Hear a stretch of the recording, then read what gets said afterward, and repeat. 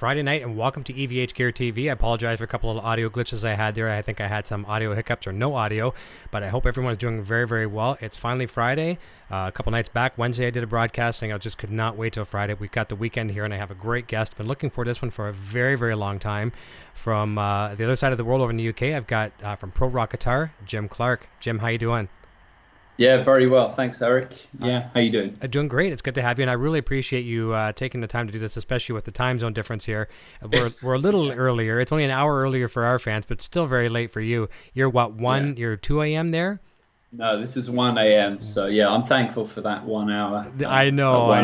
That will make all the difference. It will for sure. And we've got some other things we'll talk about later in the show, too, that can cause a little bit of extra tire and fatigue of you. We'll get into that. Yeah, totally. But totally in the best way as well, too. So that's great. Yeah, but it's awesome. I'm really, really happy to have you here. And we're going to introduce you to some of the fans here in a moment. We've got some of your fans joining us as well. So we'll start by doing that right now. We'll just jump over and say hi to everybody that's joining us for this evening. So thanks a lot, everyone, for getting the memo that we're going a little bit earlier tonight. And that way everyone gets to spend some time with the family after the show, watch some movies and television and stuff like that as well, too. So we got one of our diehard regulars, first one in the in line. Bruce is saying, hello, I'm ready. Let me see here. Tom Stuff says, hey, Jim, told you I'd be up. One of your friends. Sandrino Rock. It says, ready. Poison Ivy, my better half, is here. Looking after the chat and big support. She's saying she hopes everyone had a great week. I have myself. Ken Bear, cool place to hang on a Friday night. I appreciate that, Ken. U.S. American-made guitars. All right, time for some broadbentness. Insomniac. I always pronounce this wrong. We were just talking about this a moment ago, pronouncing words wrong, and especially names. This is a very easy name to say, but I always have a tongue twister. Insomniac Matt. There we go. I try to say it too fast. Okay. Thank you, YouTube, for giving me the notification for the live stream while I'm watching it. Oh, yeah, there you go. YouTube can be funny, can it? Scott MacArthur says, hi, everyone, checking in for a great show. Let me see here. Also want to say happy Memorial Day to everyone. Yes, indeed. This is an important holiday to me as I am a USMC vet. Please remember those that gave their lives for our country, back to rock and roll. And you know what? I'll take a second, too, to do that as well, too, because we're all very lucky to be where we are today and to have the freedoms that we have. So, indeed, thank you to all veterans that have sacrificed previously, today, and the future as well, too. This is good. We've got Jay Palmer joining us. Hey, Eric and Jim, everybody awesome. else. You know Jay. Yeah, well, actually, we only know each other virtually. We've only ever spoken via Facebook. A lot of us like that. A lot of us. So yeah, he sent me a message the other day and said he was going to try and stay up. So yeah, that's great. Yeah, that's a late one for him. Thanks, as well, Jay. Too. Thank you, Jay. And yeah, it is. Yeah. Jay's a huge inspiration to me on the channel. He knows that as well too. He really inspires me. He inspires everybody, but I mean, inspires me as a YouTuber. And Mully, we don't have him on the show very often. Great to see you. He's over in Japan. He says he doesn't have to work today, so able to watch. Fantastic, and I'm honored to have you, Mully. Thank you. Poison Ivy's echoing the Happy Memorial Day sentiment. And Delcan Gilby says, what up, boys? First time here. Very, very honored. Declan, Declan, is that it? Gilby. Okay, thank you. Yeah, I know Declan, yeah. Good. Thank you for bringing him. I appreciate this. It's nice to have new friends and fans jump in to hear where they come from, your side, my side, our side now. It's nice. Card 22565 says, hello all. Ken Bears, he's happy to see Jay Palmer jump in. Gary Housey's joining us. Scott MacArthur, he was on Ontario for business a couple days last week. Barry, you're a little further than me. I would have hooked up with you, but Barry's almost an 8-hour drive. Gary Davlin's joining us. Spence is here as well, too, and I scrolled a little too fast and it got away on me. Gary Housey is also a U.S. Army vet, so very awesome. It's nice to celebrate the special day with you, this weekend with you. Bobby Fisher, Cloreen Baconskin's joining us. Darren Moore is here. He just went out for I was talking to him moments before the show. He went out with his mom and aunt for a nice dinner. JD Gonzalez from Venezuela again. Very nice. We're connecting a lot of corners of the globe tonight. I love it. Another one of your friends, Randy Lau. Oh, Lau, yeah. Okay. Randy, yeah. Yeah, very nice. And forgive me if I'm fooling with my ears a little bit tonight. I'm trying out some new headphones, and they're kind of giving me some trouble right now. Scott MacArthur says, right on, Greg, thanks for serving. Card 25, vet here as well. Holy cow. Ryan Zaidner, I'm here, Jim, one of your friends. Great stuff. And I'm going to just highlight one of the last comments we can so I'll know where I left off in a moment. Joe D, yes, Jim. Thomas Doyle, I'm back for another episode. Awesome. Sinner's joining us from Michigan. Bruce, I'm getting an audio and video errors. Anyone else having issues? Hopefully not. You might have to refresh. Scott MacArthur, thanks for serving. Ken Barrett's cool people from everywhere tuned in. And Poison's saying that we're good on audio video. Okay, so I'm going to come back to everybody here in the chat real soon. I'll do my best to acknowledge everyone. So we're going to jump right into questions. We're going to try to keep this one flowing really good tonight, just to respect your time and your time zone as well, too. And yeah, I'm good. You're not getting a lot of sleep, so I want to make it easy for you. So the first question, right out of the ballpark, let's jump right into the EVH fire. How old were you when you first discovered this monster guitar player, Eddie Van Halen, and how did it affect you for your life? Right. Okay. Well, actually, the first encounter really with Van Halen was pretty much when I first started playing. It was a buddy at school, and the pair of us kind of started playing guitar roughly at the same time. And I remember going around to his house, and this was kind of pre-guitar lessons or anything like that. It's just literally when I think we literally just started tinkering around. And his mum and dad had some vinyl. And, at the time I was kind of listening to Metallica and Guns N' Roses. And that was really the thing for me. That was the sort of blinkered vision of guitar playing. And he played me Eruption. And at the time it was like just wow. And I don't even think it was anything to do with the speed or anything like that. I think it was just sonically.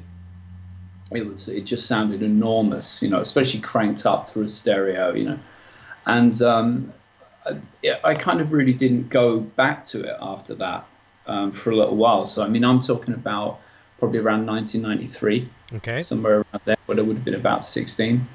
And, this is something I was going to mention as well. I think part of the reason for that is in the UK especially, unless you're a guitar player, you're probably not going to find a lot of people who are that aware of Van Halen, not just as a band, but if just in terms of how iconic Eddie is, or how how defining he is, and how important he is as a player.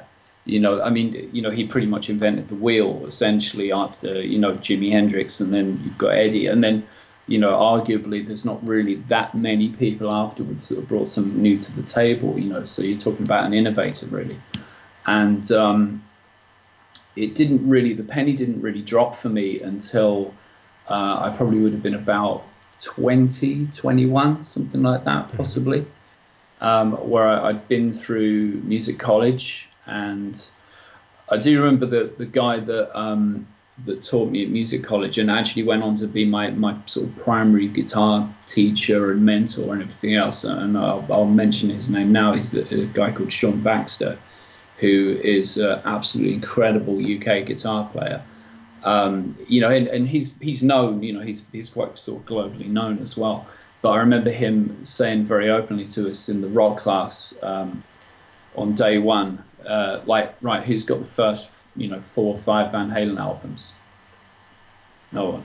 Yeah, exactly. And I was like, I've got the first one that I didn't listen to very often. Right. And he was really really curt and brutal with us, and he said, you can't call yourself a rock guitarist.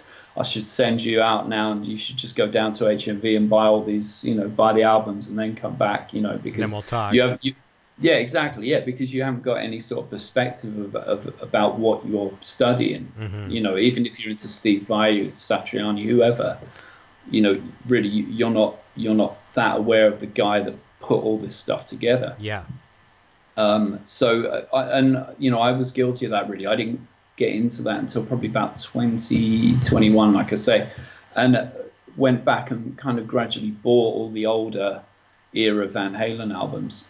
And at the time, was still studying with him and practicing and learning kind of more modern types of rock playing and studying jazz and things like that. And really, and this is kind of a thing that I always go back to, a lot of my progression and my study and my understanding of music comes from actually going backwards chronologically. Do you know what I mean? In a kind of totally way that I'm trying to understand where things come from, so I can piece it together like a timeline or like a kind of sort of evolutionary stages of man type thing, and pretty much all roads lead back to Eddie. Yeah. When it comes to that, and maybe a few other guys, Hendrix and so forth, Of course. And maybe a few other players that I'll mention later. But really, that was the big turning point for me, and just absolutely obsessed over those first few kind of albums, that early era. So yeah, we were talking early 20s, and by that time, I was working as a musician. I'd started to be able to, pay my way, and kind of and quit a day job and things like that. So I was kind of active, and I was doing sessions for people and things like that. But the whole time, drilling back into this kind of, these documents essentially, and trying to sort of piece together what's going on and how it works. But yeah, I mean, to this day, I can quite happily just listen to those albums, and that they sound as fresh now as as they probably were when they were recorded. So. I love that, and I kind of echo that statement too. I kind of discovered Van Halen and had to go backwards a little bit too. I discovered when I was probably somewhere around 12, a little older than my boy here. And I discovered them not through Eruption or things like that. I discovered them through the Fair Warning album. No, sorry. Women and Children First. And it was And a Cradle Will Rock. And to this day, you'd think that would be one of my favorite songs, because that's what made me discover Van Halen. And it's probably one of my least favorite today. Like, I love every Van Halen song, but it's one of my least favorite. But I am thankful for it, because I probably would not have heard Van Halen had it not been for that. I'm at my cousin's house. They had a record player. And his older brother, my cousin, owned the record, and the younger brother pops it on. We listen to it. I'm hearing, the chugging of the keyboards with the flanger and everything like that. And I'm like, what is that? And then, it was really very, very cool. But something I can share without giving too much away. I've got a really cool video coming out right away. I've got a lot of contributors from around the world contributing to this video, and it's very Ed-centric. And he says something in the video. One of my guests says something. I don't want to give it all away, but it's very, very, very cool. And you, as a competent guitar player and instructor, will probably appreciate this. And so we hear Eruption back in the day, and we're blown away by it. We don't even know if it's guitar or if it's keyboard, what it is. Then we're told it's guitar. Okay, we can take that in. We learn to play a couple notes here and there. Some of us learn to play it really good, some better than others. And then we get better as a guitar player down the road, like years, I'm talking decades down the road. And it's almost like that song becomes fresh again, because now, I know what he's doing here now, because now you might have some of the technical chops you didn't have when you're 10 or 12. Yeah. So you learn a little bit more. And the way he described it is it's fresh again. And it's really, really cool how Van Halen's music, like the timeless albums, like you say, can be fresh again. Yeah, absolutely. Yeah. And I think that's something that's it's more prevalent in older players. Yes. Yes. And older, types of recording and production and things like that. Everything now with modern, especially with modern guitar playing and things like that, especially things that you might see on YouTube. Everything's so perfect and manicured and airbrushed and photoshopped in. And it's if you're, I guess what I'm trying to say is that, if you're an industry expert, if you like, or someone who's experienced and have worked, you hear through that very quickly. Yes. Do you know what I mean? It doesn't 100%. fool you at all. Nope. You hear through all of that. You hear, you totally sort of can discard it, but with all these these older school players, they have a kind of edge and a rawness that you don't often hear nowadays, really. No, everyone's plugging into like a small, digital processor into the computer on the edge of their bed or their couch, and all of us, and myself included, all of us can be guilty of that, because you get all the infinite gain. You can make yourself sound pretty good without even having to turn on your amplifier, and it does hide a lot of our flaws. And I'm guilty of that too. I've done it, but we all do it. Yeah. But you really see the difference when you're literally standing, playing, hopefully on a stage or somewhere, and that same little passage that might be pretty easy to pull off sitting on the couch or on the edge of your bed is a whole different game. Number one, when you're on a stage, you're not fully in control of your environment like you are at home. You're not in your comfort zone. And then you either got some happy or not so happy fans in front of you, or judgmental fans. So all those factors come into play and can really make the veterans, shine from the amateurs. Yeah, absolutely. Yeah, and I think the other thing about that is just going back to the gear thing that you mentioned. Yep.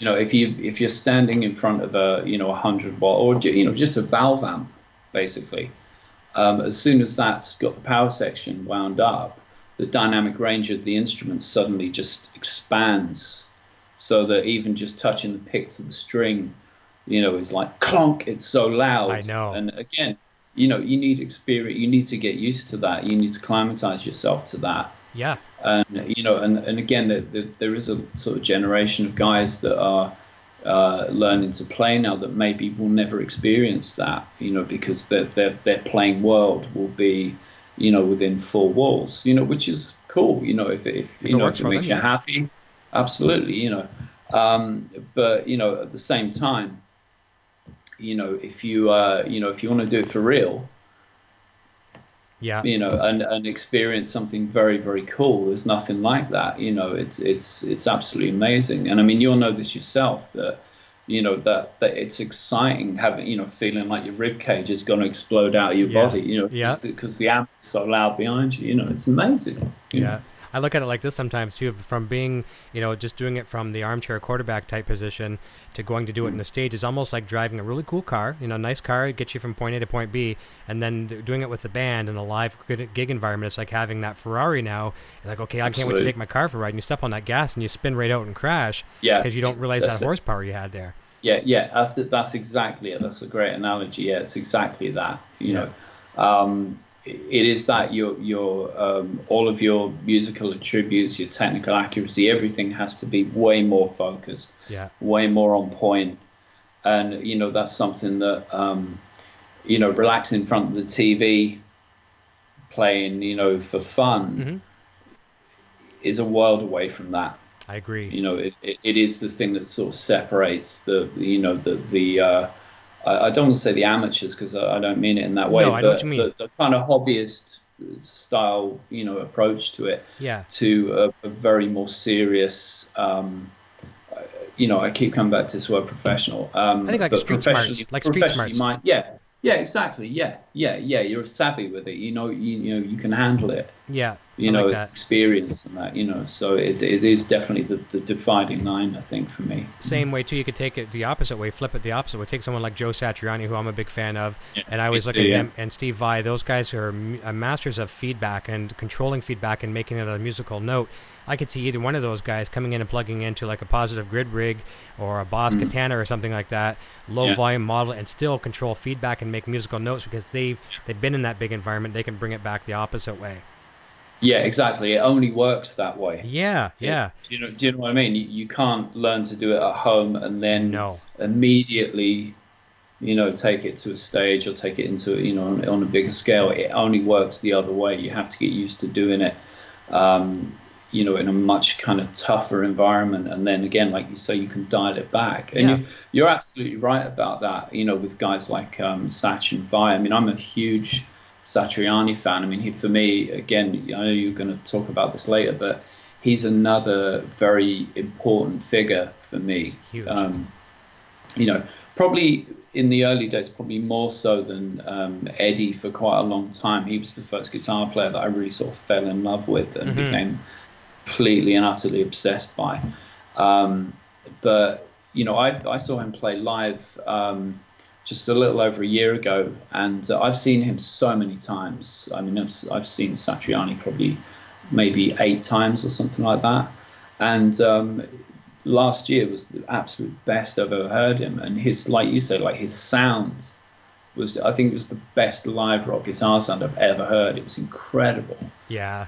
But working in the sort of in the kind of magazine world in the UK, you get the chance to sometimes see these guys in situations that are not, gigs and things like that, in maybe interviews, or you see them do clinics and guitar residential camps and courses and things like that. And, a lot of these big name guys, when you see them just stand in a room with a tiny little Marshall amp, transistor amp, it still sounds like them. I know. It still sounds exactly like How them. is he doing it? You're wondering, right? Yeah. I swear they should make you've got to talk to Simon Cowell or somebody like this and say, let's produce a show, and you and I will get some royalties for coming up with the idea, but let's make a Guitar Survivor, And if only that would work. yeah, Joe Satriani. Get Joe Satriani, and I don't care. You take all these guitar players in the world, and you put Joe in there, and it's Guitar Survivor, and the guy gives you all these challenges, and what they are is stuff that Joe's not used to playing.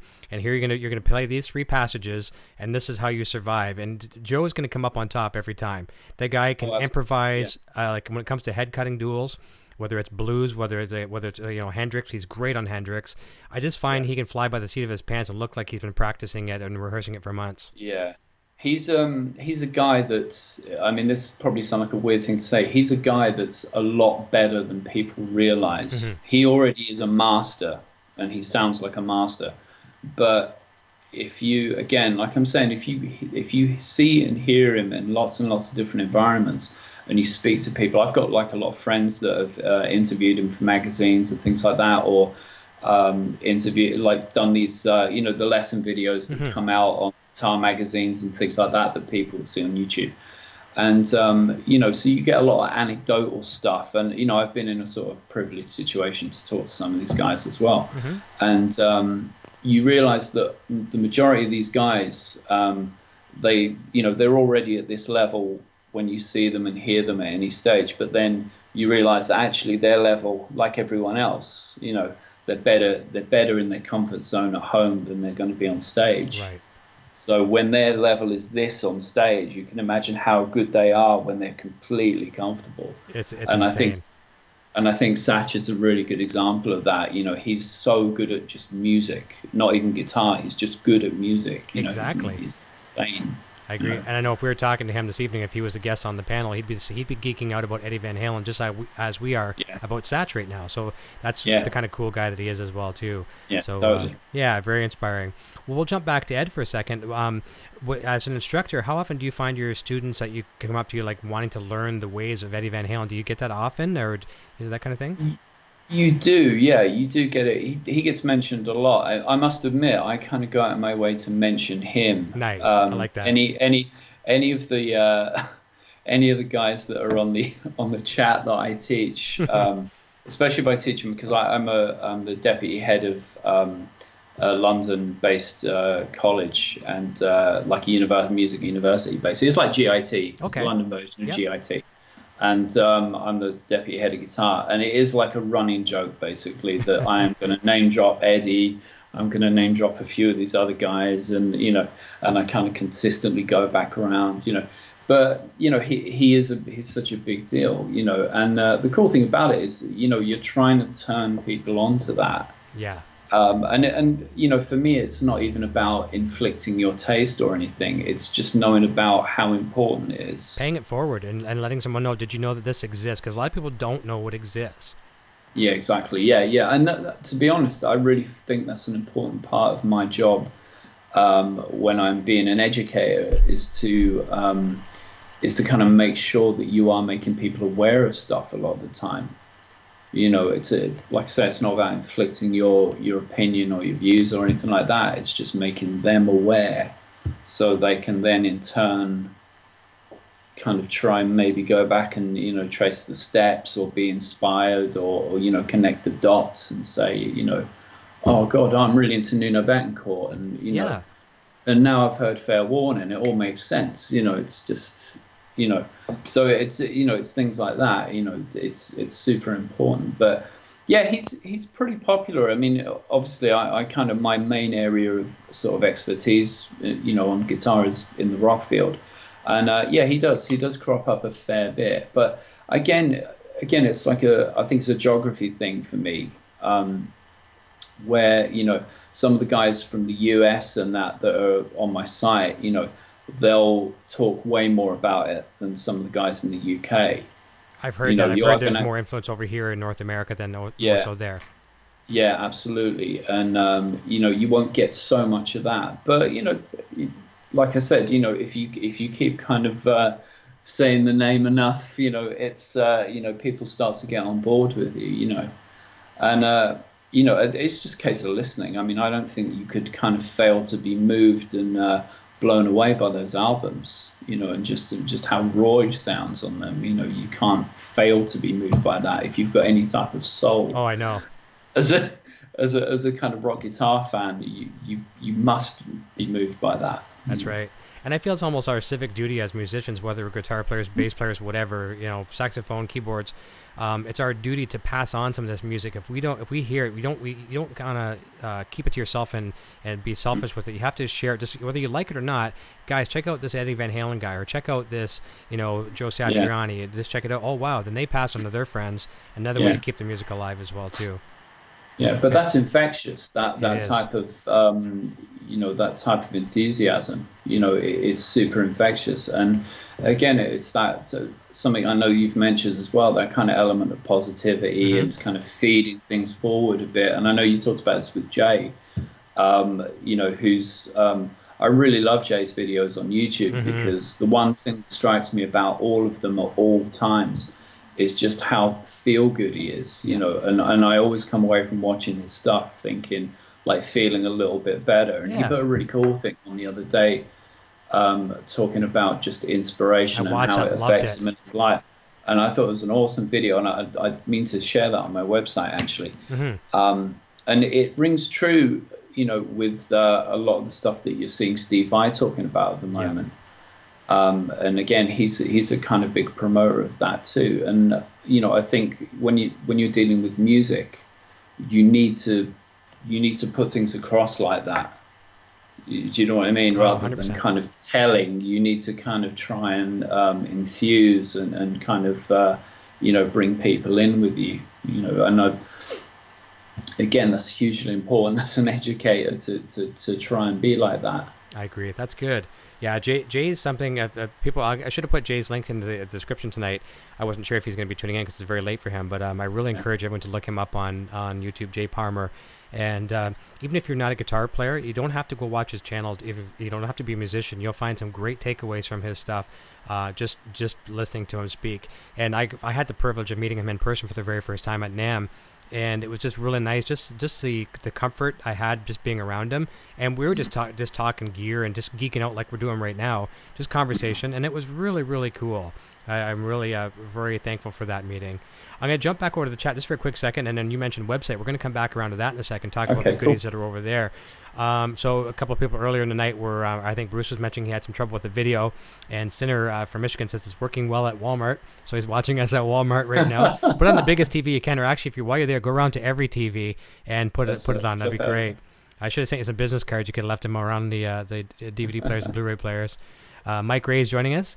Darren Moore was echoing the sentiments earlier about the service to the veterans. He says, thank you for your service to all vets in the chat and vets in general. Appreciate your sacrifice. Brian Wasson is joining us.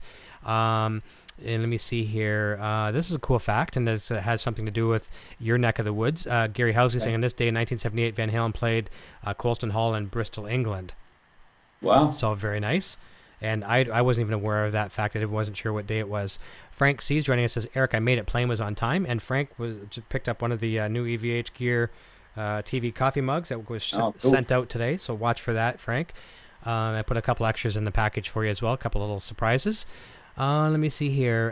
Bruce is saying, thanks, Darren Moore, ex-Air Force here. Jay Palmer, here we go. Very cool. I took a couple lessons from Sean. I did a 10-week course at Guitar Institute in London some years ago, and he taught 1 week, and then I took a couple of private lessons.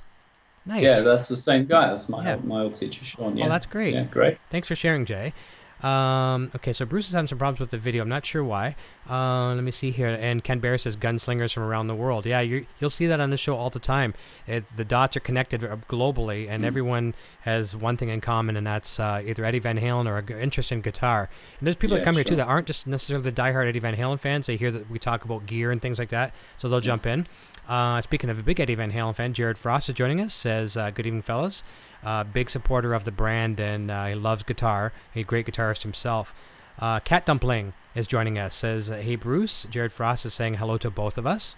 Let me see here. Got a real nice collection of the EVH gear, the Wolfgangs and some PVs and stuff like that. A lot of the Eddie amps and PV amps as well. Let me see here. I just scrolled a little too fast, and that happens all the time. Let's go back a little bit.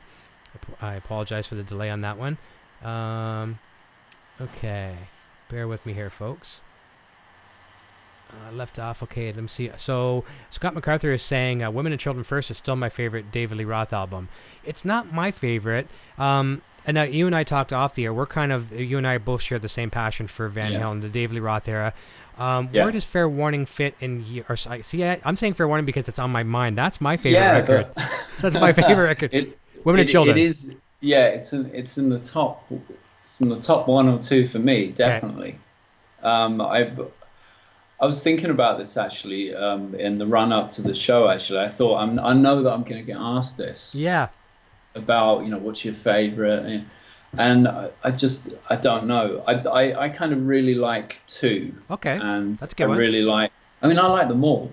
Yeah. I don't know. I mean, it depends what week it is. I know what kind of mood you're in. Do you know what I mean? Yeah. But Fair Warning, actually, to be honest, absolutely slays me. That's just an incredible album. It's nuts. The tone on it, that guitar tone. Although obviously the first album has the tone that introduces into the wild, and number 2's got a lot less kind of. There's not that kind of. That reverby kind of sound. It's a lot drier on the second album. I agree. But Fair Warning is for me the sound. That Unchained, basically, that's the one. I love it.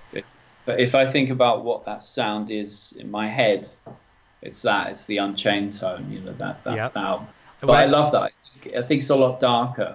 It is. Well, and when I think about Fair Warning, when I think of that too, I think of it as okay, so Eddie does Eruption, right? Of the first record, and a couple other, well, I shouldn't say a couple. The whole album was insane good. But it's almost like, okay, remember when I did Eruption? Well, here you go. And now he gave us an orchestration from front to back, side A, side B, or in our old days of playing it on vinyl, side 1, side 2, and it was just from front to back was a roller coaster ride.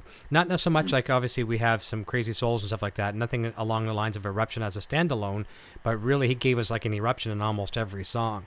As far as caliber. Well, actually, I think in Fair Warning you can hear the Alan Holdsworth thing creeping in quite a lot. Yeah. There's a lot of kind of that slippery kind of legato stuff. Push Comes to Shove as well. Love that. That's a really interesting tune. It's kind of got that. It's almost like some kind of 70s Rod Stewart disco. Sort of thing. Yeah. But the solo, man, is just unbelievable on that. It's a killer solo. Years ago. And again, really, really kind of Holdsworthy in a way. Yes. In the way that he kind of plays it. I'm glad the way you said that. I'm glad you said that because I was thinking the same thing too. And when I played in the Van Halen tribute band years ago, there wasn't too much of the Roth era stuff that I covered. That we were more the Sammy era, and. Okay. But that was one of them. Push Comes to Shove, and when that solo come up, I was like, okay, ready, get ready for it, get in the zone. And it was tough. It was very, very tough. Yeah. That's crazy. A killer solo. I'm gonna jump back over the chat here again. So that was very, very cool as well. So we talked about Sean. Let me see here. Gunslingers from Around the World. I mentioned that. So your friend Declan, he says, first time I heard EVH was on Michael Jackson's "Beat It." Such an iconic solo and tone. Yeah. Great way to discover him. Yeah. Actually, the funny thing about that is, I mean, when would that be? That's what's Beat It? 83 maybe? I think so. I have it right here. It's The Boys. So 83. This is The Boys album. We'll talk about some later. So yeah. What is the year on this one? I can't even read it. Anyone in the chat that has better vision than me? What year was it? I can't even read it. I'm thinking 83. I reckon it'd be 83. Yeah, I can't actually. I apologize. I can't read it because it's too small. Yeah. But there's actually. It must be. Yeah. Yeah.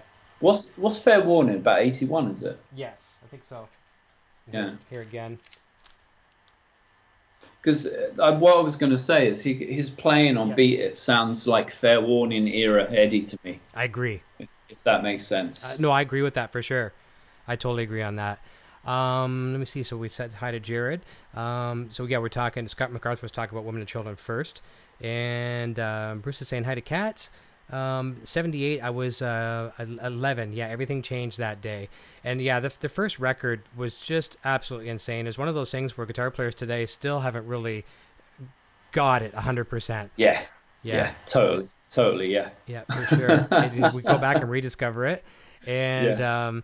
Darren says he's been jamming in Cradle Will Rock a lot lately. Good to hear. And Darren's one of our younger guitar player fans too. So, and he discovered Van Halen through one of the games like Rock Band or whatever, one of those things. Yeah, well, they had one, didn't they? They did the Van Halen edition, Guitar Hero or something like that, I think, at one point. Yeah, they did. And Thomas Santiago says, "Hey, Eric and Jim, everyone in the chat, good to see you, Thomas." And Bruce is saying he can watch the replay later from the beginning. Scott MacArthur saying, "Hey, Thomas." And Ken Bear says, "Have you seen Junior's grades? I love it." I'm gonna highlight it here. I'm gonna jump over to you, and while we ask you the question about your website, I'm gonna switch to another pair of headphones. These ones are acting up on me. But Cool. let's talk a little bit about your website, what it is, Okay, cool. and what you offer there as well. Okay. So Pro Rock Guitar is essentially a membership website where there's video lessons, video courses uploaded every week. I put content on every single week essentially, so there's always new stuff added. It's not it's different to, I would say, the majority of other instructional sites out there. It's not a hands-off do-it-yourself method.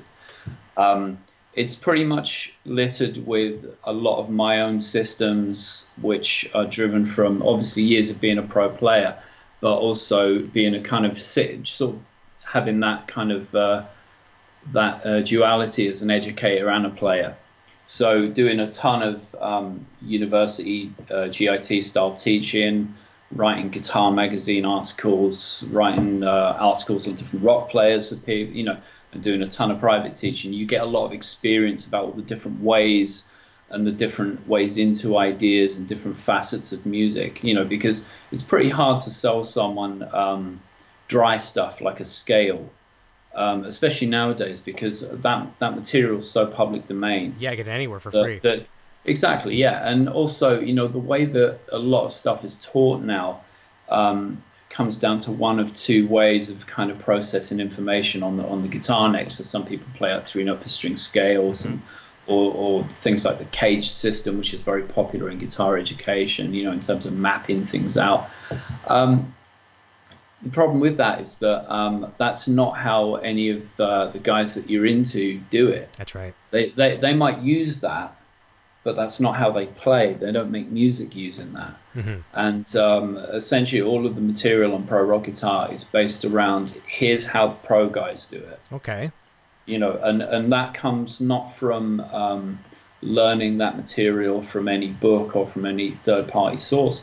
It comes from just years of trying to study these guys and transcribe them and break them down and understand the architecture, which is vastly different from a kind of play-by-numbers approach. So it's not like just learning tab or here's the notes. Again, you can do that on YouTube, but there's a huge difference in being able to play I'm the One by Van Halen, and then actually understanding I'm the One by Van Halen in its essence, musically, harmonically, and then being able to go, oh, okay, here's a ton of stuff I can actually steal and borrow from that, and then forge it into my own playing style. Kind of reverse engineer some of it.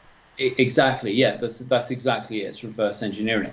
So a lot of the course material is with that in mind. That's very much the driving force behind the main core of the course material. And as well as that, there's various other facets on the site where there's a section dedicated to technique called the Woodshed, and there's things in there which are based around maybe specific areas of guitar technique. So it might be like playing arpeggios, but it could be things like there's a course on posture and ergonomics and basically playing injury free. Okay. So a lot of the stuff I generate is driven by the members. I want feedback from the members a lot of the time, and I put things together for them essentially. And there's so you have the technique side. There's a members forum in there. So the idea is to try and get everyone talking, nice. And everyone inspiring and supporting each other. And a big thing that's that's a kind of selling point is the idea that they're able to kind of get feedback. So I encourage the guys to send me videos of them playing, or audio, or links to YouTube videos and things like that. And whatever the musical problem is, I basically make them a response. I make them a custom-made video response. I like that. and I fire it back over, and it goes into details, and it pinpoints little things, tells them what to work on, and we basically can just to and fro the stuff, and thrash it out, until they kind of get to where they want to go, So there's a lot of features on the site, but yeah, that's one of the big things. What I found with students right across the board is that they thrive on having feedback. Yes. How am I doing? How am I doing? Exactly. And to be honest, you need someone else to look at what you're doing objectively. And we all do. Mm-hmm. Everyone does. Of course. And sometimes you just need someone different, not you. You need a third party to kind of check that out. Not your brother or a family member, someone that's outside of the Exactly. Yeah. And the thing is, and then, if you can have someone who's who's got experience in that field and is kind of experienced in the music industry and has played and has experience with that, then that's how you're going to move forward, essentially. I like it. I like the fact that it's more like it's an instructor, but at the same time, wearing the other hat, it's almost like you're the coach too. It is. It's exactly that, and that's the kind of that's what I'm sort of trying to build with it, is this kind of community feel and a kind of more personal thing. So it's not hands off. Yeah. It's not like a lot of things where, okay, you buy the course but you pay for the access to the site and then you're left to your own devices. I kind of really openly encourage people to bother me, essentially. Send me stuff, share stuff with each other. Yeah. Check this video out.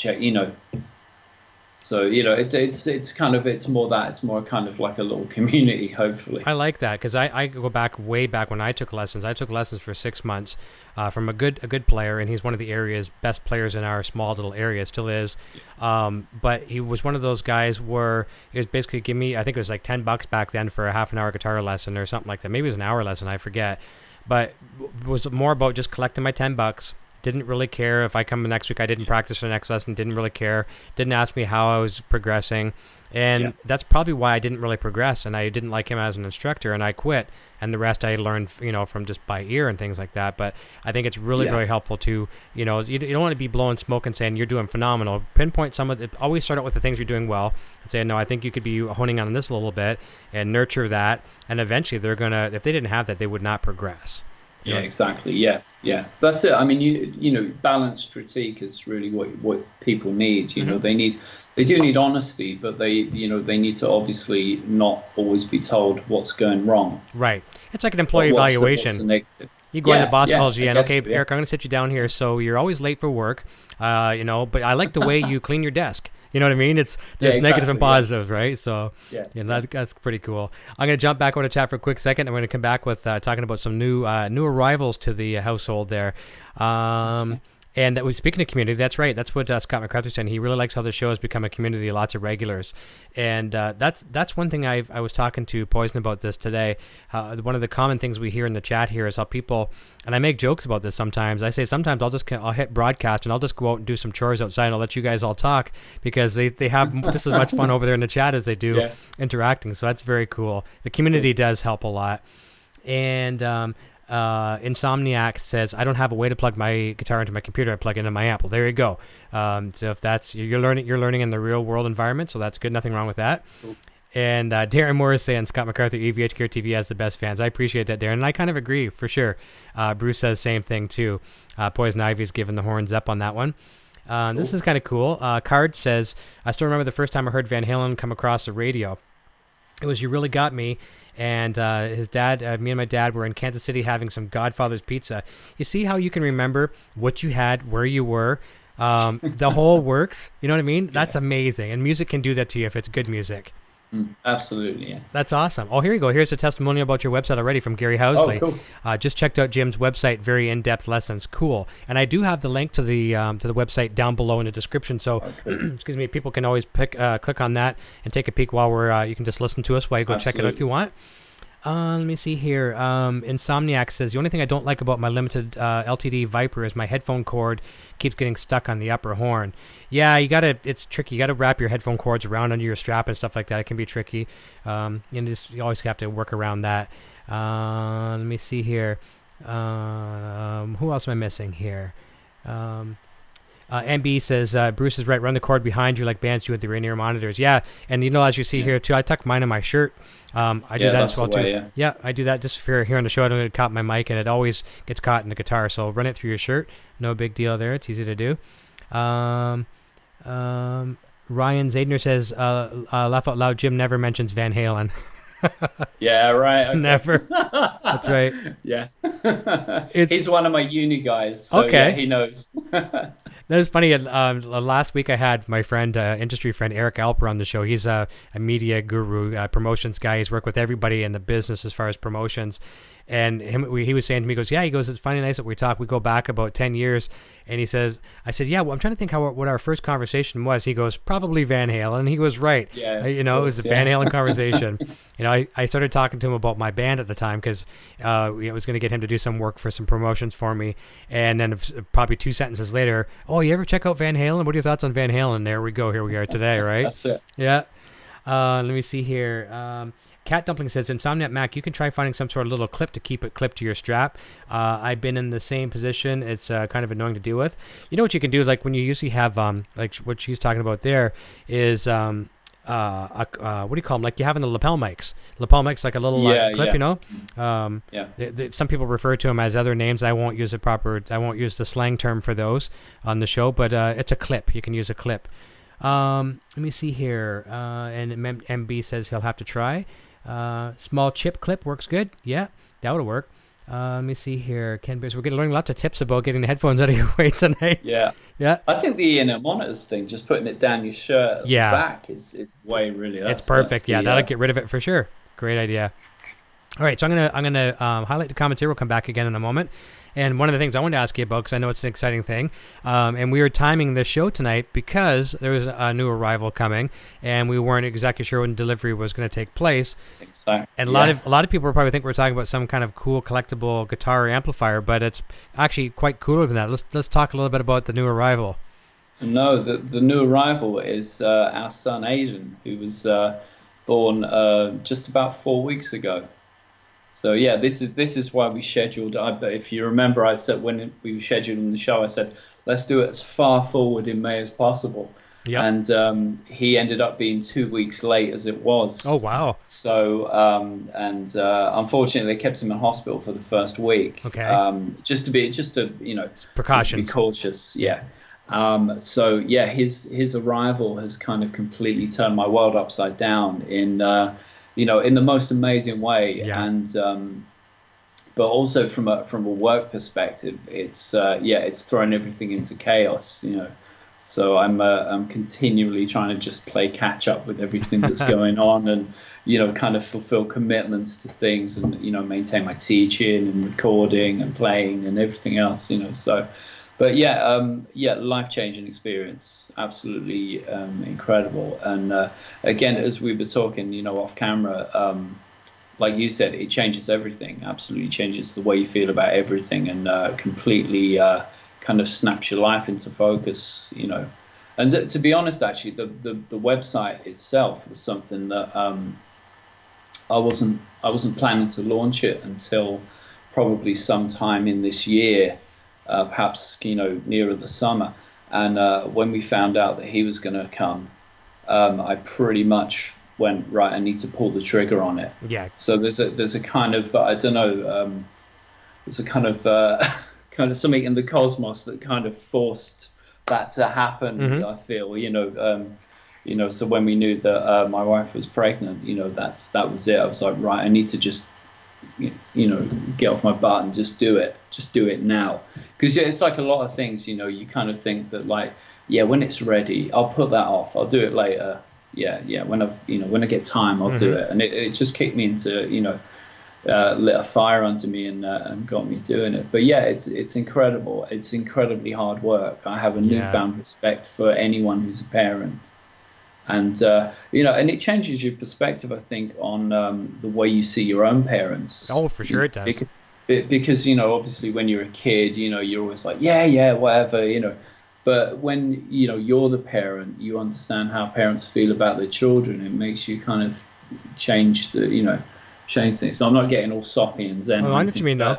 You understand what I mean? I And do. I mean, I'm kind of in my late 30s now, so a lot of people have kids at a younger period in their life. So I'm just getting that now, and so I'm just turned on to that now. But yeah, it's incredible. We couldn't be happier, and I love him to pieces. He's amazing. So That's great. And I know what you mean no, about respecting your parents more too, because I remember the first time I had kids, I remember calling my mom saying, "I'm sorry, mom. I'm sorry, I was this little jerk." You do you know. know what? A friend of mine told me that the other day. He's a drummer from New York, and we were chatting, and he said exactly the same thing. He said that when his daughter was born, he said, I just phoned my dad up and I just went, I'm sorry, and he said, what for? And he went, just All of it. All everything of it. ever. Yeah. It's cool though. It does. It makes you like. It doesn't make you a sappy person, but it makes you take in a lot more. Like everything from politics to music to seasons and life and things like that. It's really is an eye opener for people. Yeah. Yeah. Yeah. Well, he actually he can't sleep unless there's music playing, Awesome. I love that. which is amazing. And I nearly posted this. I tend not to share too much of my personal Sure. life on social media. Hmm. Really, for me it very much is a platform of just communicating, obviously with people that I know, and just kind of doing work and music stuff. Really, Yep. it's I tend to try and sort of keep my family and my personal life away from that a little bit, just because I kind of have contact with so many students and things like that. It's nice to kind of have your own. Yeah, exactly. And you don't know all Um, these people either. Like you know them on a kind of a relationship, but not deep relationship. Yeah, Yeah. exactly. Yeah, and but I took a photo of Aiden in his crib the other day, and he was being all grizzly, and he wouldn't calm down. And I actually put Van Halen 2 on my iPhone, and I just put it behind his head, and I actually took a photograph of it, so I've got it on my camera, and he completely straight away like that, he went, okay, That is and just awesome. chilled out immediately. I'm shocked. And my wife was going, oh yeah, because that's going to work. And immediately, honestly, he, hand on heart, he went straight down. He was like, yeah, okay, I can get with this. And the best part about that, later on as he gets a little older, and I'm not even talking long, like 6 months from now, a year from now, you can be making some noise this hour of the night, playing either Yeah, acoustic guitar or electric guitar in the living room. His bedroom may be a little further away, and he's going to hear that, and it's not going to bother him whatsoever. yeah, Whereas these other absolutely, kids, yeah, where they grow up in like a library, sterile environment, where everything is hush, hush, hush, don't be quiet, you're going to yeah, wake up the baby. The more yeah, noise you exactly, make yeah. is actually better. Yeah, well, we found that actually, when we first took him home, we were doing that. It was that library environment, and he just wouldn't settle. And we were like, oh God, what are we doing? And then we kind of came up with the idea that because he was kept in hospital for a week, it meant that my wife stayed in with him, and I was pretty much living there from 7 in the morning until midnight. And the only thing really that we had going on was we had the radio on all the time. Hmm. So from the moment he's been born, he's been having nearly, my maths is rubbish, but hours and hours and hours and hours of music fed to him. So he's used to it now, and he honestly every single night we have to put we have classic rock, absolute radio classic rock. So it's just it's all the good stuff basically, Yeah. just all night long, and it does settle him totally. I, You I, know, I think that has a lot to do with my Eric Jr. here, with his musical. Like obviously I play guitar, and he's seen me and heard me play guitar since he was born. But I don't think I was necessarily the big influence for his musical interest. I think it was, and it's funny, Van Halen was obviously a big part of it. But I think yeah, I have to give a little bit more credit than that. It was Joe Satriani. We talked about him earlier, yeah. and I think it goes back to, I think it was the Live in San Francisco double DVD. Oh Was it? yeah, Yeah, yeah, it was Stu Ham and stuff like that. That was a good yeah, production, and I yeah, used to watch that a lot. I watched it a lot and a lot, and he was only probably, Poison Ivy will probably comment in the chat and say exactly, but I'm going to say about a year and a half, somewhere in that neighborhood. And I'm not sure over in England if they have them, like those what they call exercisers here, but they're kind of like a little jumpy thing. They sit them, they can put all their toys around them. oh Yeah, right, yeah, yeah, I yeah, know, they might yeah, be yeah, called something yeah, different over there. yeah, yeah, yeah, Yep. And he would sit there a few feet away from the TV, and when he was able to start speaking, he referred to Joe as JoJo. That so he wanted to wow. want his JoJo, and it was more the lights and the sounds and stuff like that. And one Yeah, time I remember yeah, we watched him, and we tried to not blink to see how long it was, and his eyes, I swear, must have dried right up because he did not blink. He's got these big Horton, like from Dr. Seuss Horton Who whatever, yeah, yeah, these yeah, big yeah. eyes I like know. this, not blinking once. And you're gonna know a lot more about Dr. Seuss as the days get older here, but yeah, it was this JoJo, and to this day, Nice. JoJo, is just enthralled by him, right? So it's pretty Yeah. cool. Well, Well, he's a good role model, you know. he is for sure. Uh, I remember quite a few episodes back, I had Rob Cunningham from Daddario on the show, and this was what really made the night for Eric Jr. was Rob had Joe's personal book of drawings because Joe was over at Daddario when they were working on the guitar straps, and he left behind a book, whether he left it to keep or he forgot it, but all his little doodles and Sketches, yeah, and Rob was showing that to Eric Jr. On and off the air, and he really thought that was cool. So long story about kids. It's great, and I wish you the greatest, joys. Thank you very much. Yeah, it's gonna be good. I can't wait to see if there's some musical interest, which there probably will down the road. I very nearly. I mean, considering he's only 4 weeks old, but I don't know if you've seen them. Those Jackson, the mini cars, ones, the little 3/4. And I got an email from a guitar store over here the other day, and they said, "Oh, I've got a few of these left," you know. And I was thinking, "Oh, should I do it or should I not do it?" They're so cute. God. Yeah, and I thought the thing is, me being a left-hander, I'm not going to use it anyway. But yeah, chances are I'll buy it and he'll be left-handed like me, you know. So it's, but I don't know. Maybe I will. Maybe I'll get it for him. It'd be a real conversation piece too when your friends come over too. Look at this tiny little, and they're using neon colors, a lot of those too. Yeah, exactly. They look cool, man. They're awesome. I think this was like a neon pink flying V, like the Randy Rhoads one, but tiny, which looks amazing. But hardtails. So, yeah. I mean, I've sort of promised myself that I'm not going to try and push him or influence him into that, but you know, I'd like one of those myself, just for a travel guitar. Yeah, exactly. That's it. Yeah. But no, for you it doesn't work because you're left-handed. But I'm saying, for us, if we want to get a little small carry-on little guitar, not too bad. Yeah, they look great. They look great. Yeah, I'm sure they play well too. Next question I had on the itinerary was songs when it comes to Van Halen. Okay, so is there any songs that you find yourself that you tend to go back to again and again and again? Like for me, it's Eruption. I'm always going back trying to learn that more and more and more. But let's maybe pull out a guitar. So let's pull out that one as a solo piece. Do you find any songs of his that you just keep trying to learn to nail it better and better?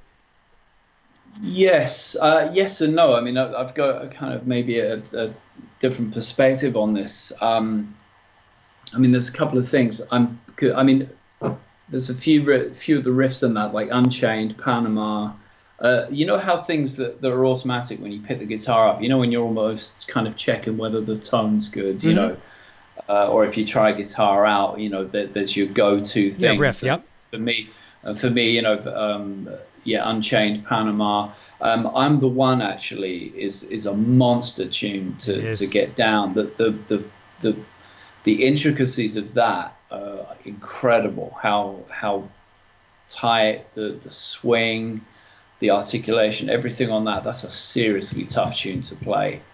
It is. Just with the tempo and everything else, and Eddie plays it with this kind of reckless abandon. It's just so kind of aggressive and punchy, but he's in complete control of it. He's so loose with it, so. But for me, I've kind of found that, going back to this idea of the architecture of players, I spend a lot more time, like I was saying, like reverse engineering and breaking things down, learning how players think, and how they assimilate the information and how they present it, things like that. And so one of the funny things is when people find out that I'm really into Eddie, and that the first thing I get is Players Eruption. Exactly. Players Eruption. Players beat it. I can actually probably I could probably busk beat it actually. Probably relatively well. But Eruption, again, is something that I would get probably little use out of playing Eruption, if that makes sense. I do. I think it makes sense, yeah. Whereas if I chopped it up into pieces and I understood exactly what every element of it is, I can then just borrow it and camouflage it into my own playing. Exactly. And then it's a lot more use for me. And I think there's a lot of facets in Eddie's playing that are really important, that a lot of the stuff that's online, a lot of the instructional stuff, a lot of the guys that teach it and put it across online, it doesn't get mentioned. I'm not going to say that they're not aware of it. Maybe they are, but it's certainly there's things in his playing that are never discussed. I mean, something that sticks out for me, and I don't know if this is something you've noticed, but if you listen to every single Van Halen guitar solo on every album ever, every single solo. The way that Eddie speaks on the guitar is broken into 2-bar phrases. He never plays anything that is more than 2 bars long. Good point. Very good point. Every single time, everywhere. So if there's an 8-bar solo in a Van Halen tune, there's going to be 4 ideas. Yeah, 4 sections. Yeah, do you know what I mean? Yeah. And it's almost just like that's his natural sentence length. It's his natural grammar. So if I wanted to kind of get close to kind of, you know, getting into the guts of how he plays, or I want to play like him in some respects, something like that is going to have a really profound impact on it, even before I put any notes to it. Do you know what I mean? It's yes, already, I do. I'm in its headspace already, you know.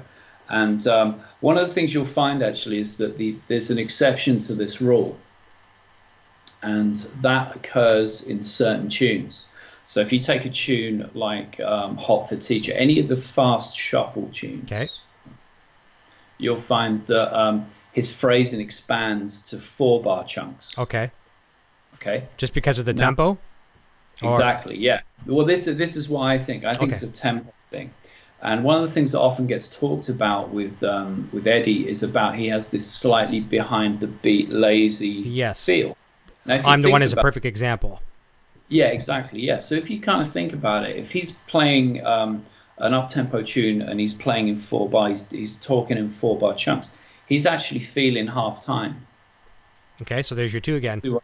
So again, and there's your 2. And then again, if you do any work with metronomes and rhythm and things like that, you'll know that even just taking a fast tempo tune and tapping your foot in half time affects the way that you play it. Of it course. Takes the pressure away.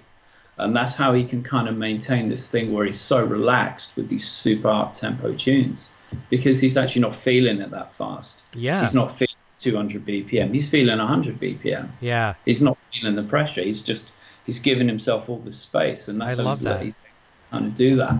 You know, and there's things in his playing like that that stick out to me a lot, and I can learn from that as well as kind of learning the notes, you know. So if you understand the harmony and you understand the grammar, then you start to be able to kind of really piece the bits together from it, you know. Yeah, I like the way you said that too, the way he feels it slower, because it's almost like having tunnel vision and having this narrow vision. You're thinking that's what Eddie may have, yet he's got this ballpark width of room to play, and exactly. But only he gets it because he's looking at the half measure and things like that, at half the speed, I should say. Yeah, half the tempo. That's phenomenal. That's a good way to look at it. You had something really cool that we were talking about, and you sent it to me in an email, and I had to mark this one down because it was very profound, and I think you can really elaborate on this one because I was confused in what you meant, but I think there's some cool story behind it. You said how you mentioned how Eddie plays from a musical grammar perspective. It's one of the first times I've heard that, as I was saying to you. Can you explain on that a little bit? Well, that's it. That is that type of thing where you know, he's kind of quite structured in his approach to rhythm and space and timing, and you know, there's other little tells as well. If you listen to the way he plays his tapping lines, there's an underpinned rhythm happening there a lot of the time. So when you see this stuff transcribed, or when you see people doing it in lessons, very often, I mean, I haven't got a guitar with me, so I can't show it to you, but you know, you'll feel this kind of thing where people will they'll play eruption like going da da da da da da da da da da da da, like a triplet. Right. And the same with the beat it solo, with the tapping part of the beat it solo, or the Hot for Teacher line. And actually, he's got this inherent, like a crotchet triplet, which is, you know, the bit in Bohemian Rhapsody where it goes down, down, down, down, good at the Wayne's World bit. Yep. Oh yeah. So your tempo's here, and it's going ba ba ba ba ba ba ba ba ba ba. Yeah. So the tapping note isn't on the beat. It's gut gut gut gut gut, and then there's maybe 4 notes or 3 notes inside that. You know, that type of thing. Yeah. So it kind of slightly crosses over the beat. And again, it's not something he thinks about. It's just in him. It's just the way he talks. You know, and these things are recurring. So when they recur in someone's playing, you know that they're intrinsic. It's just in their DNA. It's just the way that they play. And again, it's a kind of cross purpose to the way that you might practice, or a lot of people will practice, which is very often in a more sterile environment with more kind of more of a kind of blinkered metronome on the beat kind of vision. That's important, but you do need the flexibility to be able to make it musical. And I think when you're thinking purely about just playing the notes, things like rhythm, not timekeeping, but rhythm as in vocabulary, kind of get lost, especially on guitar. It's not the easiest instrument to actually have a broad rhythmic vocabulary.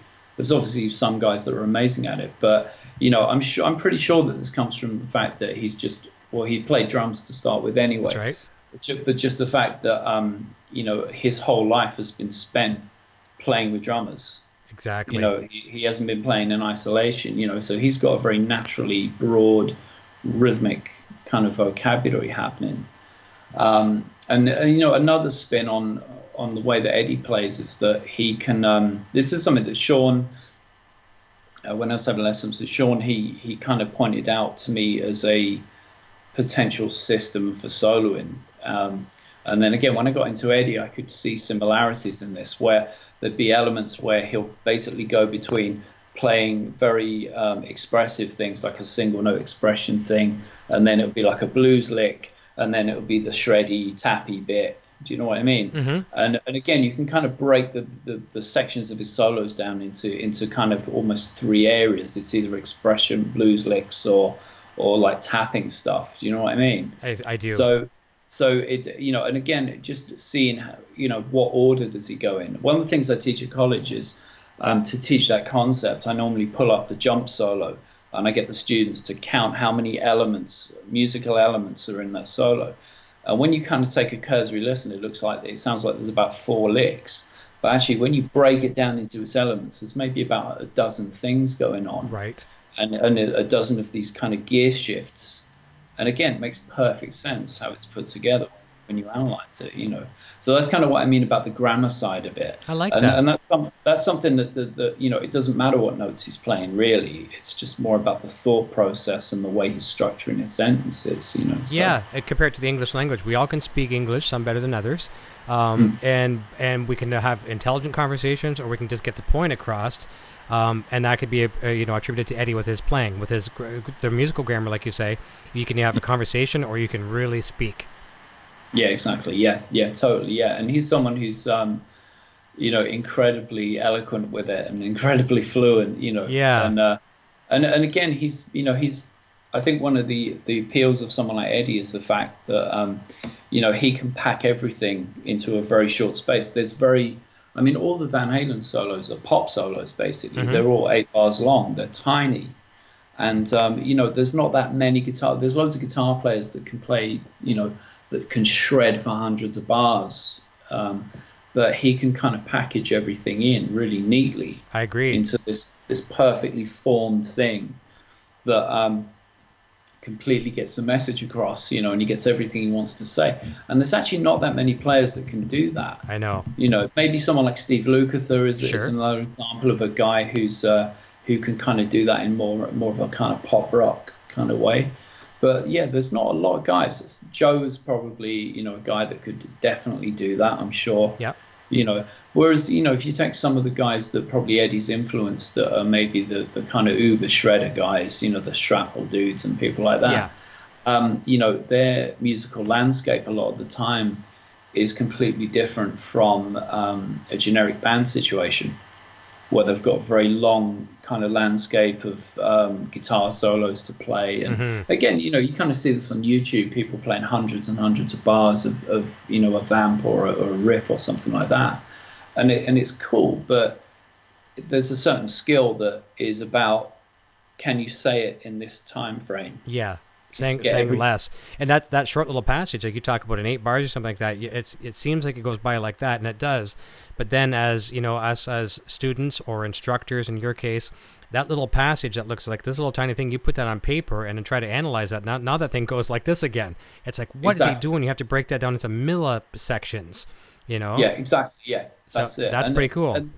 Yeah, that's it. It's exactly that. It's just kind of geeking out on it, basically. Yeah. And one piece of music, or one, even just a few bars of music, it could take you months to not figure out. I mean, most people can play things pretty quick if you're doing it in a kind of if you're just interested in the notes and you just want to play it. If you play for fun, then obviously that level of research and detail is not going to appeal to you. It's probably going to hinder you, perhaps, because you just want to, you just want to be able to play Layla, at home, when you get home from your job or whatever. Mm-hmm. But if you want to improve as a musician and you want to grow and you want to understand and, you want to kind of, you want to get to a higher level or a professional level, it's absolutely essential to think like that in that much detail. I agree 100% on that.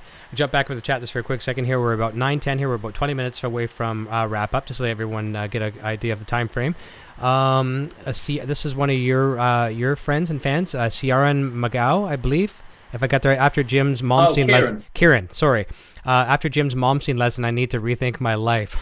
Like that. What's that one about? Let's maybe elaborate on that a little bit. This was a couple of days ago. So on the second year of the degree course, their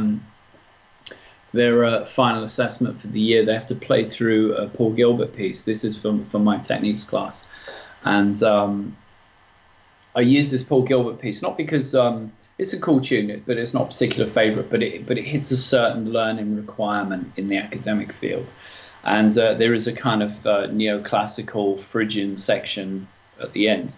And, if you're going to deal with any type of neoclassical Phrygian-y stuff, then you have to go to the master, So, so we did a whole lesson. Again, I break Malmsteen down in a similar way. He's a guy that there's some really amazing mechanics style videos about. If you ever checked out Troy Grady's stuff, the Cracking the Code stuff on the internet, Troy's got some amazing videos on how Malmsteen uses the mechanics and the picking and stuff like that.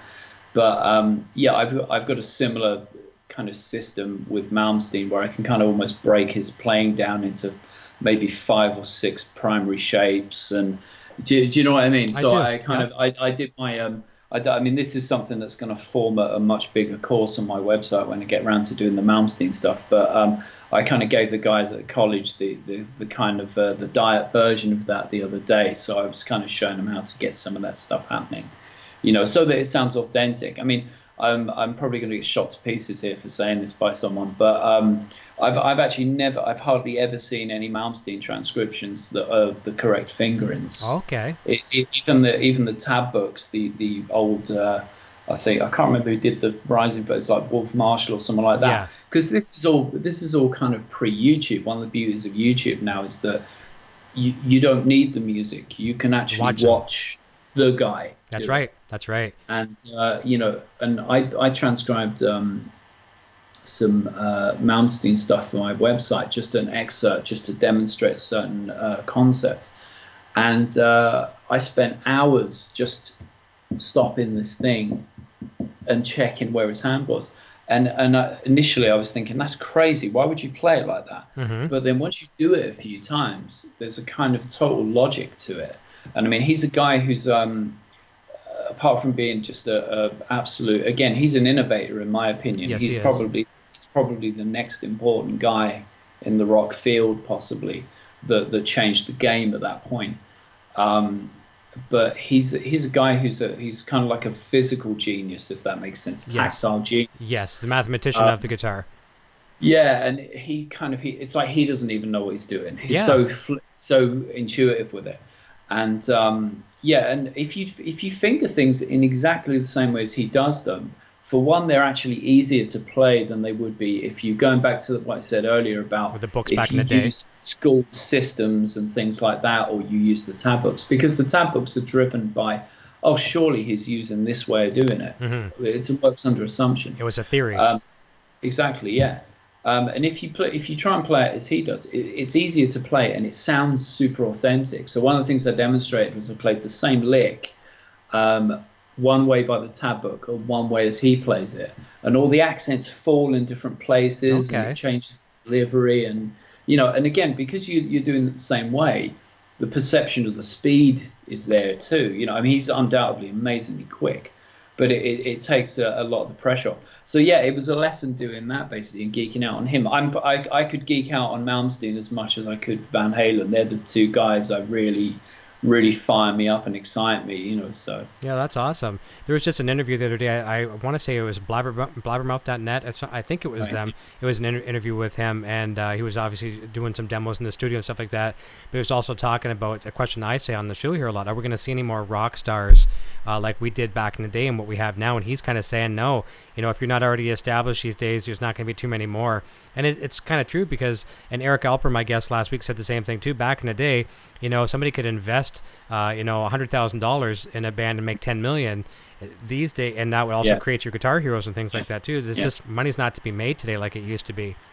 Yeah, that's true actually. That's it's funny actually you say that. I got interviewed by I did an interview for Classic Rock magazine in the UK. Actually, the other guy that got interviewed as well was Satriani, which was amazing.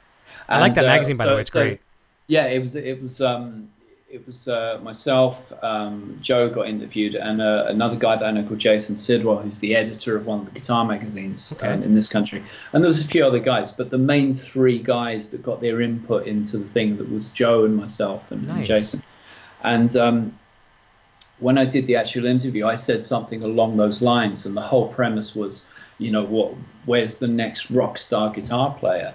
And I said the same thing where, the money in the industry isn't there to push that. Mm-hmm. The industry's changed. And one of my students, he's in a band. They've just been signed to Frontiers, who do Whitesnake and all those sort of bands.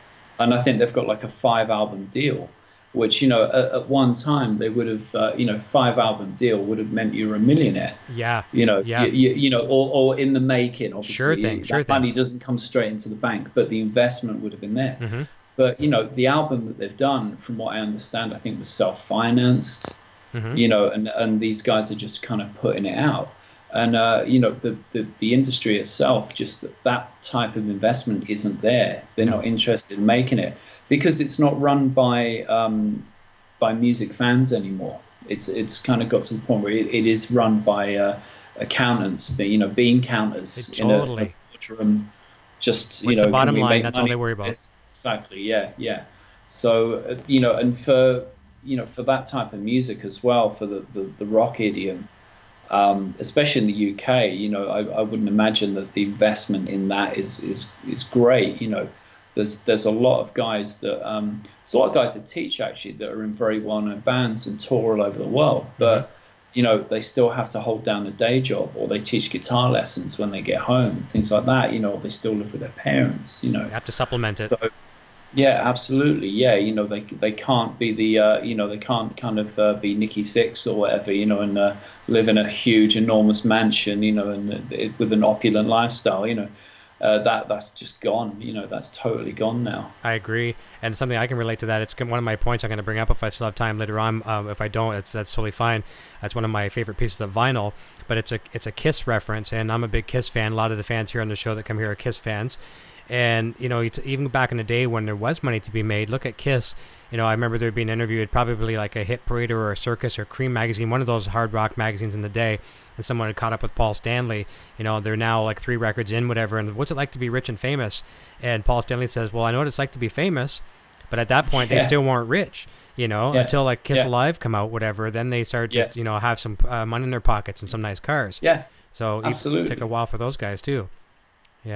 Totally. Nowadays, it's maybe some distribution deals for people, and the rest, like you say, you're gonna be working at Walmart or working at whatever the case may be, bussing tables. Yeah. That's it. Yeah, I think in music now that the money really is to be made in publishing. You need to be the songwriter. You need to get a tune on a hit record. I mean, someone like Nuno has probably made a real smart move hooking up with Rihanna.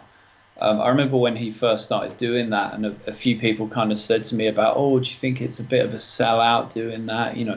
But actually it's not, because probably from what I understand, apart from the fact he kills it, like the live shows of that are really heavy, and he plays amazing. If he gets a writing credit, if he gets a song to her and she takes it, Yep. and it goes on our album, then he's going to make more money off of that than he probably will do in 5 years with Extreme. I agree. So, and again, that's gonna finance him being able to go back and do what he's really into. That's right. So for that so 5 it's years, you're essential. not out there killing yourself on a tour, and you're basically writing more material, maybe having some time now to finance like you say, the fun things that you want to do, and not have to worry Absolutely. about how am I going to pay these bills over here. Mm. That's fantastic. Yeah, I agree with that 100%. For sure. I'll jump back to chat for a quick second. We got one of our regular fans. He's on the highway. Hopefully he's just listening and not watching. Sean Silas. Sean actually works for EVH and Fender and Jackson Oh, in wow. Charville. Yeah. So he's one of the builders over there. Great guy, a monster shredder. He says hi to everyone who's driving home from work. Happy 3-day holiday if you have it off. Everyone's saying hi to Sean as well. Let me see here. And Ken Bearsan sounds like Jim's got a good site for sure. Check that site out for sure. And let me see here.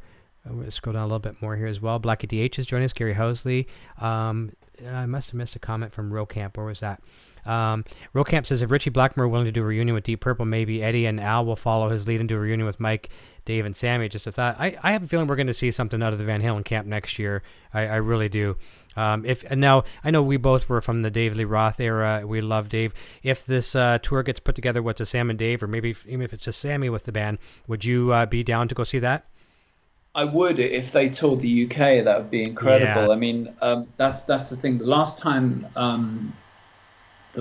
they played in the UK, from what I remember, I think it was about '95, and they supported Bon Jovi. Yes. And they played Wembley Stadium, and that was with Sammy. And again, at that time, I wasn't there yet. Mm-hmm.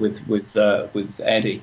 And I think at the time I definitely would have gone. If I could go back in time, I would love to see that. I would just love to just hear him, because I think that's another thing with guitar now, is that there's so often people just watch guitarists on YouTube, and it's like, no, you need to go out and see these guys. I mean, I'm really lucky because Yngwie and George Lynch, like he's bringing Lynch Mob are coming over to the UK. They never play in this country. I've never seen George Lynch play before. Malmsteen I've seen a few times, but to hear, there's a lot of guys that can play some of that stuff, but to hear those guys do it, like we were saying earlier, for real, loud, in your face, is just another level. It's just, that's an experience, Oh, yeah. And I'd love to get that off Eddie. I'd love to be in that situation. So yeah, I would undoubtedly go, of course. Dude, if he turned up to a book signing, I'd be there. Oh, I hear you. So, I hear you. I know a couple. It wouldn't matter, I know a couple times Poison Ivy's caught me in concert. We've seen Van Halen together, and I caught her staring at me almost like, "What are you doing?" Like I'm sitting there, I'm almost in tears. I'm screaming like a little kid, and then because I'm so in the moment, right? And then she looks and she's smiling at me, and she just knows how much I'm taking it in. You have to be there to experience that. Yeah, totally. It's magic. It's so important. Yeah, magical. Ken Bears says, Michael Bishop, did you go to the Tone Studio? I tried and said they took it down. I'm not sure. That might be maybe from Boss, the Katana stuff, possibly. Bruce says, EVH Gear TV, Eric's mustache looks so cool, I could never pull it off. I have to grow full beards. Well, mine's growing all gray right now, so I might be doing some what's that stuff for men, like the I know what they call that stuff, the diet. Yeah, I know. Yeah, Gary House. Just the men or something. That's it. Just the men. That's it. I used to have this thing in the middle here too, kind of like a pitchfork look, and I shaved that off because it was all completely white. So now the rest is following in suit, but who cares? I'm growing old gracefully. You have to. That's right. Gary Housey says, Eric blew me away with a video birthday wish. EVH Gear TV fan for life. I appreciate that. Thank you. That was, happy birthday, Eddie. It was a fun little solo. It was my way of just saying, this is what you did for me all my life.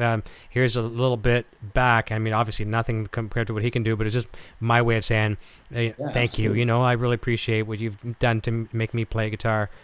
Rockbiter's joining, says, evening, Eric, in the EVH community. Let me see here. Jim's tick list top 2, EVH and Yngwie, I remember correctly. Very nice. And you know what? We're going to have a trivia question here in a second. I'm going to pause for a quick second because we're just a few moments away from the end of the show. We have one prize to give away from Jim. And here again, too, I want to just try to be fair with the people in the chat. sometimes the timestamp may come in. So like if someone gets the answer, like I'm going to say the first person I see with the right answer, you may or may not see it as a slightly different millisecond on your screen, and I apologize for that. But the first person I see with the correct answer on this, Jim was going to be giving away a 3-month subscription to your lessons. Is that correct? Yep, absolutely. Yeah. Okay.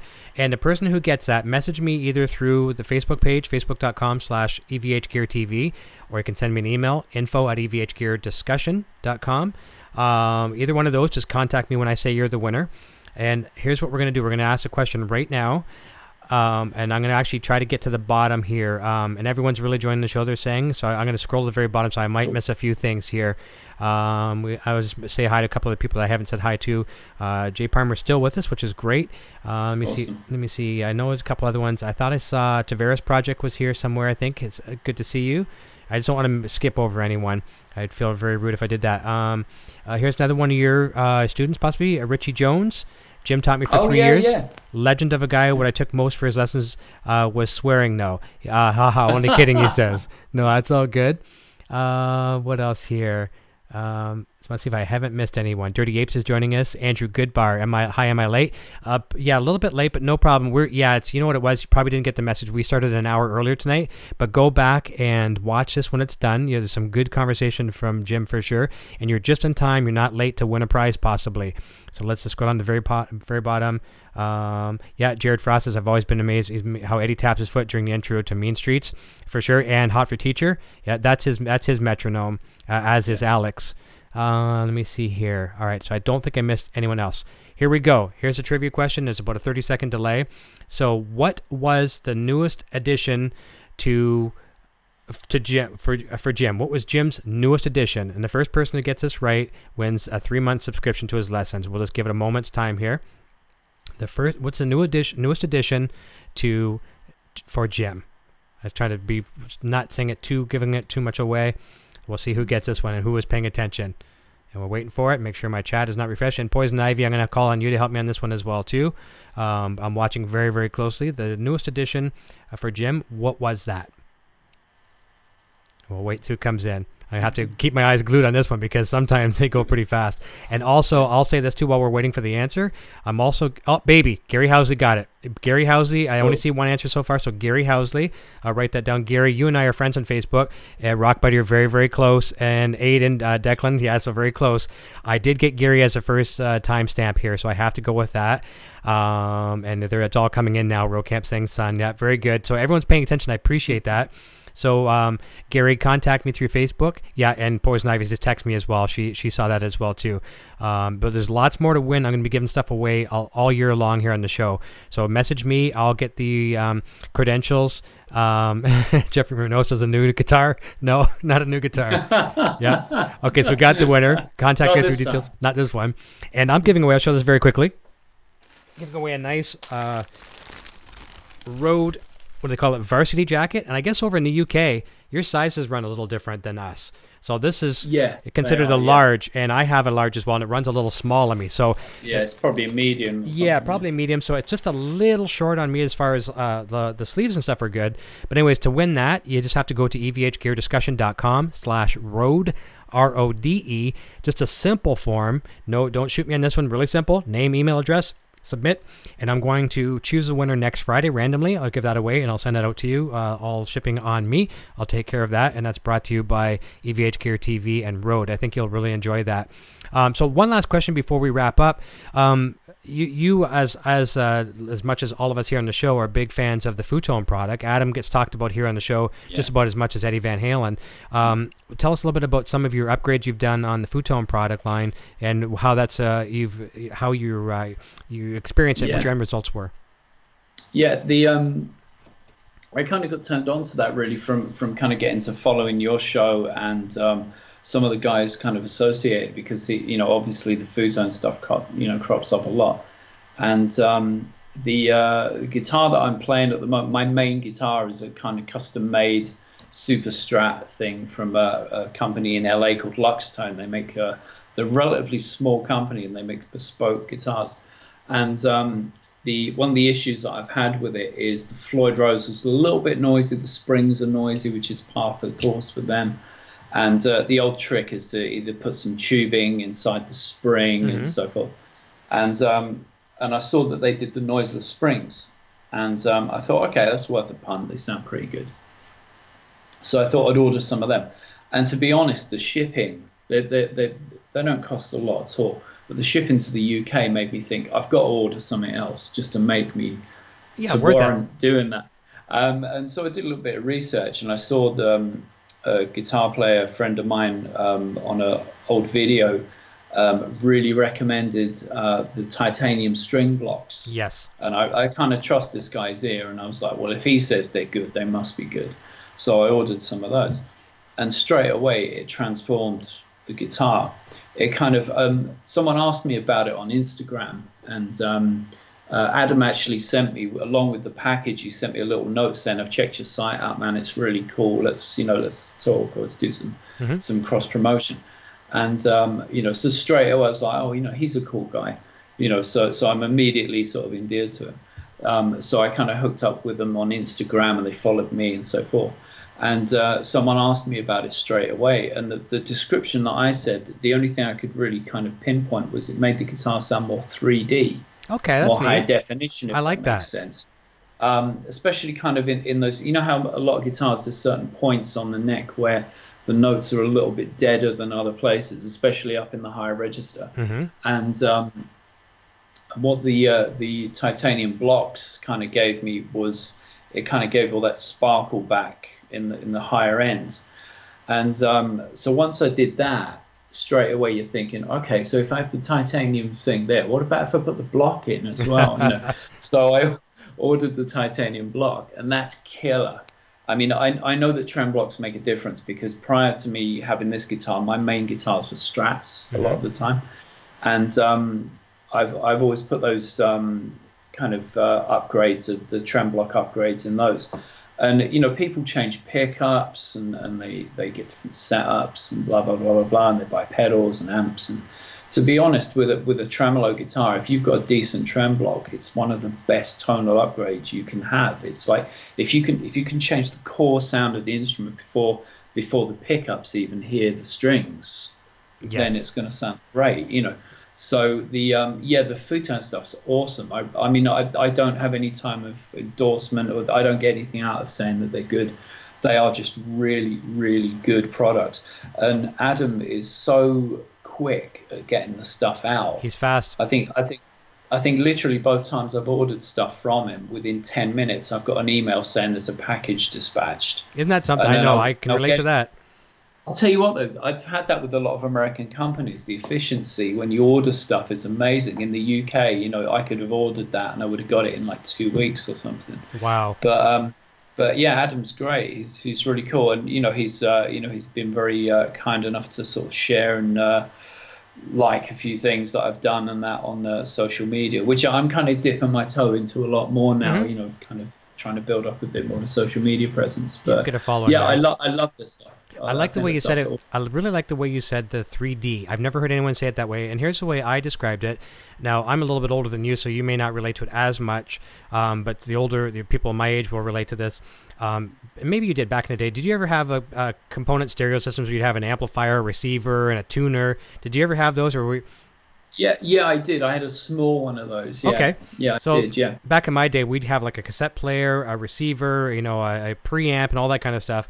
And you'd listen to this, you'd have your friends coming over, and maybe you're playing your Van Halen on there, and you're cranking it. It sounds great. All of a sudden, you go to the store, and there's a good deal on an equalizer. Well, I don't have an equalizer. Let's just try this equalizer in my stereo. Pop, pop an equalizer. All of a sudden, boom. This tone whoa. And that's the way I look at the futon stuff. And that's before you plug into your amplifier. And it never gets old. Like I said to Adam, I did this crazy long review recently, because it's like you'd think this is my first futon rodeo, and I've been down the futon path many times with many guitars. And I did the Stripe Series guitar. Just something about that guitar, from nut to bridge to it's a block underneath to springs. It was insane, and I had to write my feelings out that exact moment, which I did. And I told him it's just absolutely amazing, and it's something you have to experience, and you'll never get old of having that experience. Just the tonal, and that's what's cool about him. As you say, he's a cool guy. I can't wait for you guys to see this. It's going to hopefully be out as early as next week. Adam is one of my friends. I said I'm going to have a few celebrities from around the world contributing to this video, very, very Eddie focused. It's going to be more focused on Eddie than you can possibly imagine, and Adam's going to be part of that as well too. So cool. I can't wait to share that with you, and I'll give you a sneak peek before it goes live for sure. Awesome.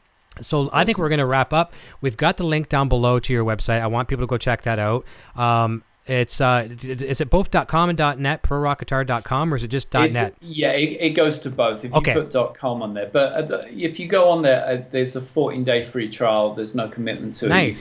You can cancel it anytime. But yeah, if people just want to go and check it out, you can check it out for free for 14 days. And I've just got a brand new promo video. I literally got the final edit today. And I've put it up on the front. So I had a horrendous one before that I just did in my bedroom on my own on iMovie. I was completely self-sufficient when I started doing the site. So I've got to the point where I've got a professionally shot one now, which lays out what I'm doing a lot better than the previous one. So that's good. So yeah, please check it out.